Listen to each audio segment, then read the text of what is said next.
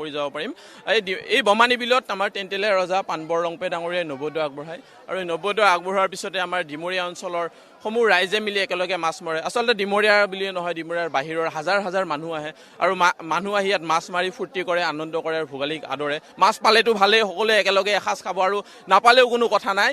আমি সকলোৱে একেলগে ফূৰ্তি কৰিছোঁ, জাতি ধৰ্ম ভাষা বৰ্ণ নিৰ্বিশেষে সকলোৱে আহি ইয়াত আনন্দ কৰিছোঁ, ফূৰ্তি কৰিছোঁ আৰু সেইটোৱে আচল কথা। আমি যে একতাৰ এনাজৰীৰে বান্ধ খাই আছোঁ, আমাৰ এই বমানী বিলৰ পৰা সমগ্ৰ অসমবাসীক আমি এই বাৰ্তা আমি দিব খুজিছোঁ। আৰু বিলখন সংৰক্ষণ কৰাৰ ক্ষেত্ৰত কিবা চৰকাৰৰ কিছু কৰণীয় আছে, আপুনি কি ভাবে? হয়, নিশ্চয়কৈ আমি এই বিলখন আপোনালোকে দেখিছে, বমানী বিলখন শ শ বিঘাৰ এখন বিল, প্ৰকাণ্ড বিল আৰু বিলত বৰ্তমান পানী বহুত কমি গৈছে আৰু আমি গম পাইছোঁ পানীৰ লেয়াৰটো কমিছে। আৰু তাতকৈ ডাঙৰ কথা, ওচৰতে এটা প্ৰকাণ্ড ইণ্ডাষ্ট্ৰী আছে, এইটো ষ্টাৰ চিমেণ্ট বুলি প্ৰকাণ্ড ইণ্ডাষ্ট্ৰী, ডাঙৰ ব্যৱসায়িক প্ৰতিষ্ঠান। তেওঁলোকে হয়তো হাজাৰ হাজাৰ লাখ লাখ লিটাৰ পানী উঠোৱাৰ ফলত আমাৰ পানীৰ লেয়াৰটো কমি গৈছে।